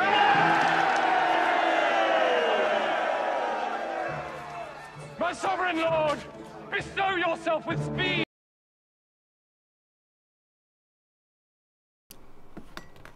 It makes me cry. It makes me cry every time. And it does that because it's speaking to something essential. It just This is how you win. This is how you win. This is how you win wars. This is how we win the war we're in now. The war we're in now against these people that are taking away our freedom on a daily basis. Those people. You beat those people by speaking like that. William Manchester was writing about Winston Churchill, who was the second greatest Englishman, and who also understood the power of language. And he said at the end of his second of the 3 books, he said, Winston Churchill got out there and deployed the English language as a weapon in defense of his island. And that's what leadership is. So I want to talk about this for a little bit. What is it about this?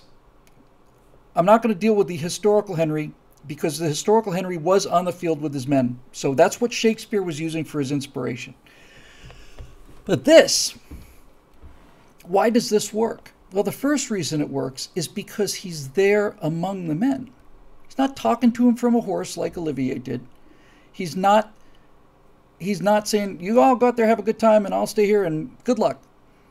He starts the speech by saying, the whole scene starts by regular guys, noblemen. They're not regular guys. These are noblemen. These are the people who he trusts, who he's brought with him, saying, we can't beat these people. There's no way we can win this fight. Let me know if any of this sounds familiar to you in this day and age, because this is why I did this show.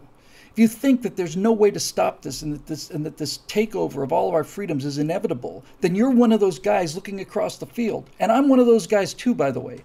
Looking across the field at 10,000 armored knights, and I've got 800 or maybe a few thousand. I get the actual numbers are in dispute. Some say it was 50,000 knights. The English had a couple thousand men. In any event, there's an irresistible army, and it's got its banners waving, and we're hoping that they're going to attack, but they're not attacking. They're waiting for us to attack. We are dying of dysentery. We're basically got the runs. We're sick. We're vomiting. We haven't eaten in anything of worth in days. We're cold, we're hungry, and we're tired, and we're a long way from home. And we are going to be massacred out there. And that's what every one of them thought. And the nobles were saying, well, hopefully I will be ransomed. The common people are just going to be killed, all of them. And here comes this king who has the most to lose and also the least to lose. Because Henry understands in this play, Shakespeare makes people understand that Henry understands, that if the English lose this fight and Henry is not killed, then he'll be taken prisoner and he'll be ransomed. It'll cost a king's ransom because he's a king and that's what they'll ransom him. But Henry will live as long as he's not killed in combat. If he surrenders, Henry will be fine and the nobles will too, just for financial reasons. This is just how battles happen back then. That's how countries made money. So Henry understands that if we surrender, all you common people are going to be killed, but me and the rest of the nobles will be fine. But immediately after this speech, he has the herald. The herald is the neutral party. He's not French and he's not English. He's respected on the battlefield. And so basically the herald comes and says, you are so badly outnumbered, and here is another offer to you to surrender. And Henry turns to him and basically says, get away from me, God damn you. You know, I don't need to be hearing this right now. They want a ransom, they can have my joints.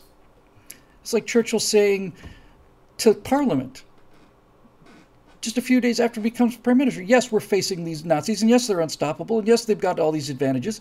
And this island story of ours, if it ends, it's going to end with all of us in this room lying on the ground of Parliament, choking on our own blood. All right, then. So he's in this fight, and he doesn't get a pass. Even though he's got a pass, he doesn't. He's saying, no, I'm here with the men. And then the language. So here's the king who basically says, not just to the noblemen, but to people who clean fish for a living and people who would go mucking in the Thames. There were people who would go out and low tide in the Thames, which was the city sewer, and go wading through human filth, looking for little things that may have fallen overboard and so on. And he's talking to people like that.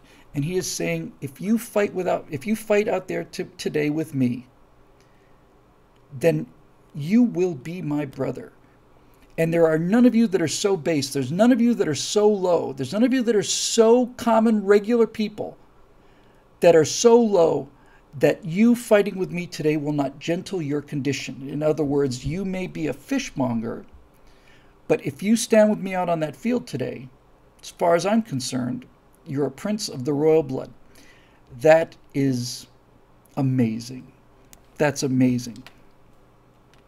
And the whole turn of it, right? The whole thing starts with, we're horribly outnumbered and we're going to die. And Henry says, well, we may die. Yes, we're horribly outnumbered. This whole speech is about one thing. Yes, we are horribly outnumbered. Isn't that great? That's the whole thing. That's the whole speech. That's why he gives it. He gives it. He says, we are horribly outnumbered. Isn't that great? Think about it. When we win this fight, not if, when we win this fight, there will be so few of us, and we will become so famous for having won against such overwhelming odds. Isn't it wonderful? That he said, I wish not another man here. And by the way, he also says, for those of you who think the king's just going to bug out, he just comes out and says, if any of you don't want to be here, any of you really don't want to be here, then we will send you back to England and I will pay the price. We will send you back and I will pay his passage, he says. So he gives everybody else an escape clause that he's not going to take. Anybody here want to go? Anybody? All of them want to go. All of them want to leave. Agincourt hasn't happened yet. All they see is this overwhelming force out there. They don't know what's going to happen. But he says, I'm not going. But if any of you want to go, I not only will let you go, I'm not going to hang you for desertion. I'll not only let you go, I will give you some gold so that you can take the boat and go. We don't want you here if you don't want to be here. He says that pretty much verbatim. I would not die in that man's company. You don't want to be here. We don't want you here. You can leave now, and that's that. Okay, who's going to go? This gets into another issue of men under combat and of warriors and so on. And this is the issue is Henry has just basically said, if any of you want to go home and escape that 50,000 French cavalry, you can go right now. No one has the courage to leave. That's what it comes down to. No one has the moral courage to leave. Robert E. Lee had that situation many times where people would just say, I'm here because Mars Robert is here. I mean, if he's here, I'm here. There was a guy who was basically saying, it was from the Doolittle Raiders. When they made the same offer, we're launching 6 hours early, 7 hours early. We're not going to make it to China. We're going to have to ditch in either over Japan or in the South China Sea. This is not the deal you trained for. If any of you want to sit this one out, then no one will look down on you. This is not what you signed up for. Not a person, not one of the 80 raiders, not one of them said, no, I think sit this one out. And other backup crew members were paying them offering to pay them $500, which is an insane amount of money in 1945, especially for a sailor. I'll pay you $500 if you let me go on the flight instead of you. Nope.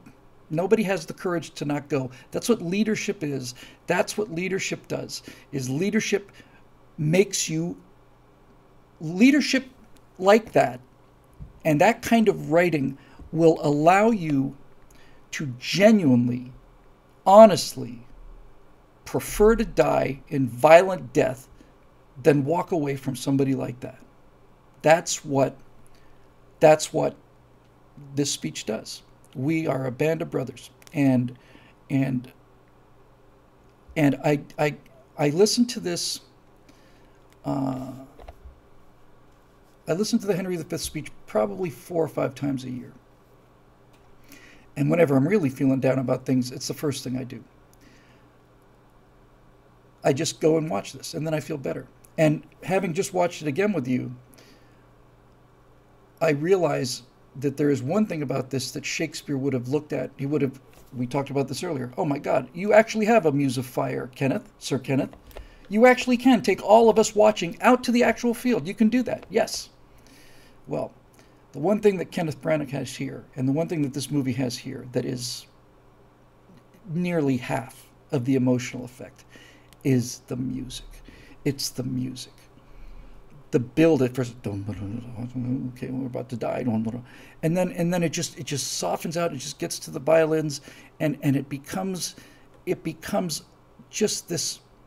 It's like a blessing. It's like an act of divine grace. It's like we are all going to go up, or we're all going to go down, but we're going up or we're going down together. And that music is so good, and the way it's paced, if you watch it again, you will see how it goes from dark and ominous to scary. And the more Henry talks, the more upbeat the music gets, until finally the music is where Henry V is, where William Shakespeare is, and where Kenneth Branagh is. We are not only going to win this fight and kick their asses. They think they've got this thing won. We are going to knock them out of their boots. And furthermore, after it's over, we're going to be superheroes for the rest of our lives. Count on it. So let's get to work. Let's get to business. Start sharpening those stakes I told you about. Let's get them going. It's a masterpiece. It's not just a masterpiece. In my opinion, it's the masterpiece. It's as good as it gets. And that's why Band of Brothers was the name chosen by I've forgotten his name, who wrote Band of Brothers for the Men in Easy Company in World War II. It's the same vibe. It applies to everybody. But I'll tell you who it doesn't apply to. It doesn't apply to an army of slaves. I almost said it's universal, but it's not universal. It is universal to citizens who are fighting. Now, those men were impressed and so on, impressed into the army. They were impressed as well by what happened afterwards. But when he says you can go home, now he's talking about citizens. And we're not talking about Kenneth Branagh making this speech. This is William Shakespeare in the early 1600s saying, you came here as the king's subject, and you knew that to run away would result in you being hanged. But I am telling you now, and I'm the king, that you can go free. You are an equal. You are no longer a subject of mine. You are a free man. If you want to leave, you can go, and I'll pay your way. Here is your get out of Agincourt free card. And he turns the enormous, monumental disadvantage of the English into what his men came, Stephen Ambrose, thank you, into what his men came to believe was their biggest advantage. And this is how free people fight. And this is how you have to get free people to fight. You cannot whip free people into combat. You can try. And if you do, then you'll whip them into, we'll fire a few rounds and then we'll run. That's what happens when you have leaders like General Milley. People take orders. Okay, we have to lock Americans out of the compound? Yep. I won't forget this. No, you won't. I found out yesterday that among the other things, that the Marines, when the Marines had gone through this and seen the bomb and realized they'd left hundreds of American citizens out there, the Marines in the airport basically left garbage everywhere, just knocked over everything, tried to make the airport as nasty as they could, and wrote a lot of graffiti on the walls. Kind of F you Taliban, F you all of this stuff. And then American generals made the Marines go back and clean that off the walls. They didn't have time to go back and get some of our weapons back. They didn't have time to go back and get their night vision goggles. And they didn't have time to go destroy the helicopters. But they did have time to go and remove the obscene graffiti that these fighting men had written on the walls out of the sheer frustration of how badly led they were. So they get to take that home with them. This is what the military has become today. That's what political correctness has done to everything. It is the end of everything because now you know why Shakespeare is being banned why he's being canceled. Shakespeare is being canceled because Shakespeare can say things, can write words that make grown men cry and be willing to go out there and fight to the death. And I'm not talking about his soldiers. I'm talking about everybody in the comment section now who said that when this clip was over, I was crying too. And all of you watching on YouTube felt the same way. Well, many of you did anyway. So this is what leadership is. This is what courage is. This is what inspiration is, what motivation is, all of it. So there you go. If you're feeling bad, about the state of the country, and I feel bad about the state of the country on a daily basis. But if you're feeling beaten, go and watch that speech again. But before you watch it, remember that this actually happened. This isn't Django Unchained, and this isn't Pulp Fiction. This actually happened. Those Englishmen beat that enormous French force because of strategy and guts, because they didn't run. Parenthetically, in a massacre on a battlefield, virtually all of the genuine numbers, like huge numbers of people who are killed in a massacre, are killed when they're running away. That's where the huge number of actual deaths are. An army will fight and they'll take losses and guys will be killed, but if they break and run, that's when it becomes a massacre, because then the guys just run up behind you and spear you in the back. So now you know why Shakespeare's being canceled. He's being canceled because he's a conservative, capitalist. He's an action director. He's a regular guy. He's not an elitist snob. He doesn't talk with his nose in the air, and he can make people cry with the beauty of the language. And all language is a means of me getting what I think into your head. That's all it is. That's all language is. It's ability for me to let you know how I feel. Now, if you could read my mind and live inside my head, we wouldn't need language, and you would know exactly how I feel. But we can't do that. So we have to go through a modem.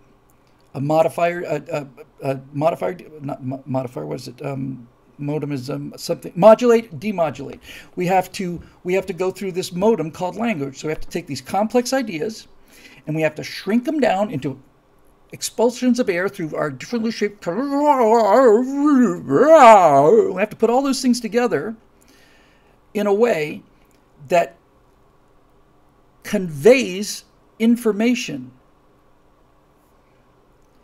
And the reason Shakespeare is because nobody before or since has that kind of bandwidth. That's the way to think about Shakespeare. No one's got that kind of bandwidth. Nobody comes close.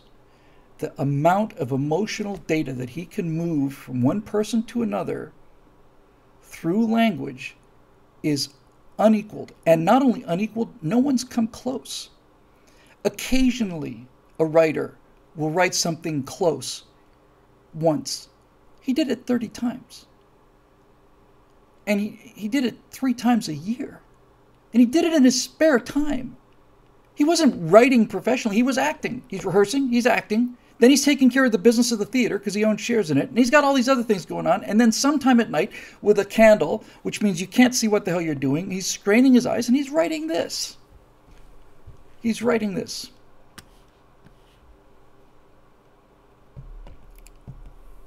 As long as there's a Shakespeare, I'm in this fight.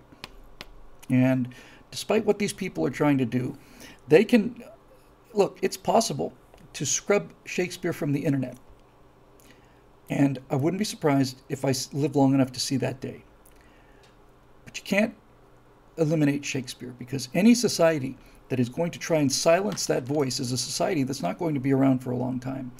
And if they succeed in silencing that voice and others, then all that means is that Shakespeare is going to sit in silence for a while until the people that come and conquer the people who banned Shakespeare will read Shakespeare. If we go to the stars, Shakespeare's going to the stars.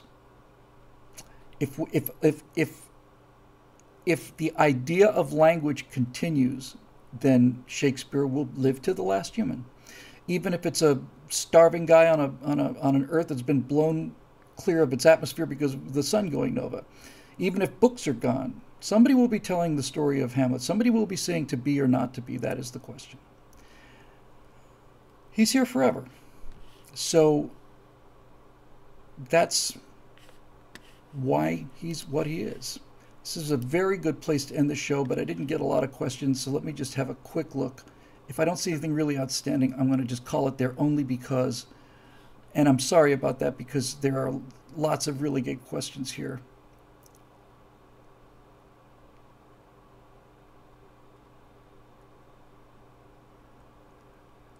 I'm going to do another Shakespeare night, not immediately, but soon. I just think that what I just finished was probably the best ending to this show, and so I'm gonna just call it here. So if I go on and on for another half hour, it's just gonna get worse. So I'm gonna have the good dramatic sense just to call it here. And I read all of the comments, and they're wonderful, and the questions are wonderful, but I've covered most of what these questions seem to be about.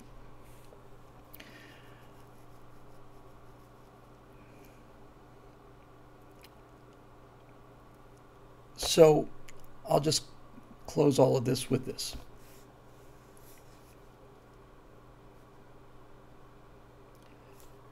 William Shakespeare is the living proof, and I say living proof because he is still alive, and he's still alive because a guy who's been in his grave for 400 years just spoke to you and to me. He just spoke to us. Think about that. I mean, really think about it. It's one of those things that are so obvious that it's so easy to overlook. But think about it. A guy who's been dead for 400 years just made you cry. It wasn't Kenneth Branagh that did that, although he helped. And it wasn't just the music. It was the words. A guy who's been dead for 400 years just made you cry.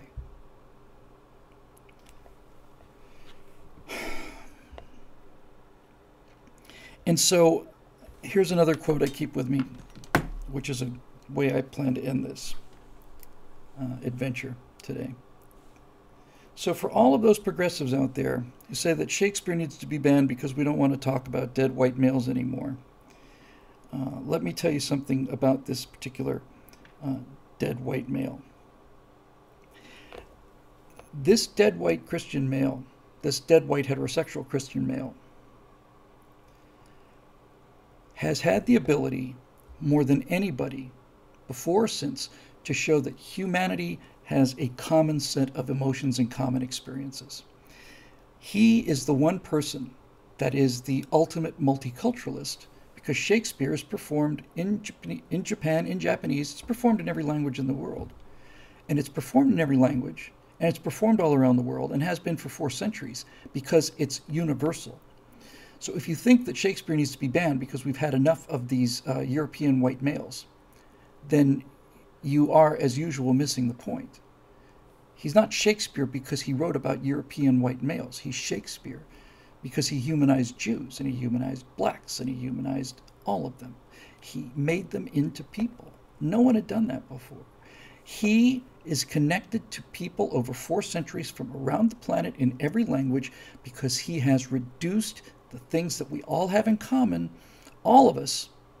He's reduced it to language, and he has the bandwidth to make it stick. Every single human has had to deal with what Hamlet had to deal with. There's something I need to do.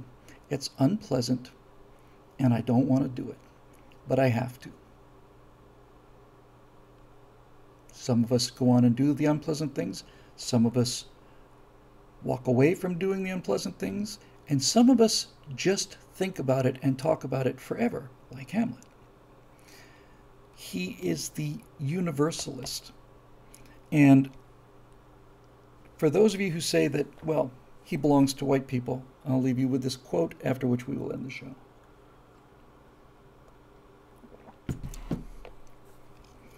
Booker T. Washington was an American, black American, who was not an intellectual, who basically taught slaves not only how to function as scholars, but how to become citizens.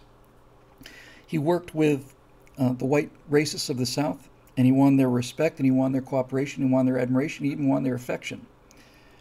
And he did it through hard work. And every time he would get intellectuals in his school at Tuskegee, he would see this quite frequently.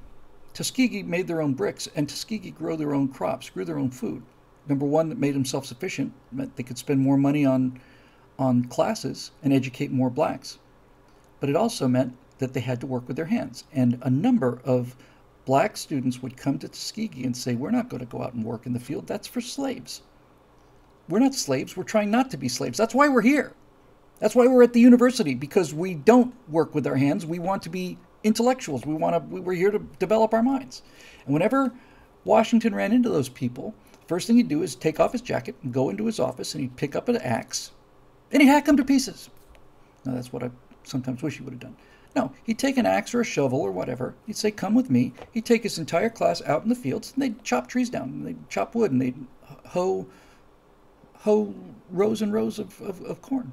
They'd do manual work in Alabama in the summertime in suits and ties, or at least in shirts and ties, sweating, because he understood the value of all this. Opposing him was the modern intellectual. W.E.B. Du Bois was a guy who basically said, no, we're not going to work for it. Give it to us. You owe it to us. And when I say us, I don't mean all black people. Give it to us, the talented tenth. This is what W.E.B. Du Bois, the black intellectual, said. Just give us the money and give us the political power. You owe it to us. We'll distribute it among the black people, because W.E.B. Du Bois didn't think that 9 out of 10 American blacks could handle money, freedom, and all the rest of it. Booker T. Washington, the conservative Republican, thought everybody could get there. W.E. Du Bois said, no, only 10% of us are smart enough to handle this. So give us the money and all the power, and demand it, by the way, and we'll go our separate ways, instead of what Booker T. Washington said. So I'm not a fan of W.E.B. Du Bois, but I am a fan of this. This is for all the progressives that watch this show on a regular basis. One of the inventors of modern progressivism in this country is W.E.B. Du Bois. He was never a slave. He grew up in Massachusetts. He went to the University of Berlin. He was one of the first people to study this new idea called socialism. He's a big fan of socialism. His Wikipedia page is part of the Socialism Circle of Despair. But this is what this proto-progressive, the original social justice warrior, wrote. This is what the first social justice warrior wrote. Quote, I sit with Shakespeare and he winces not. Across the color line I move arm in arm with Balzac and Dumas, where smiling men and welcoming women glide in gilded halls. From out of the caves of the evening that swing between the strong-limbed earth and the tracery of the stars, I summon Aristotle and Aurelius, and they come all graciously with no scorn nor condescension. So, wed with the truth, I dwell above the veil. The original social justice warrior just said, I can call Shakespeare, I can call Aurelius, I can call Aristotle. They belong to me as much as they belong to anyone else. And not only that, not only can I call them, they come without malice. They come without condescension. They come willingly, happily. They talk to me happily. They treat me as an individual. These pillars of Western thought, these dead white men, every one of them, belong to me, the original social justice warrior, W.E.B. Du Bois. They're at my disposal. What they have thought and said is so important that I can summon them. And they come all willingly, with no condescension. Shakespeare sits and talks with me about important things. Maybe we joke, who knows? They're mine as much as anybody else's.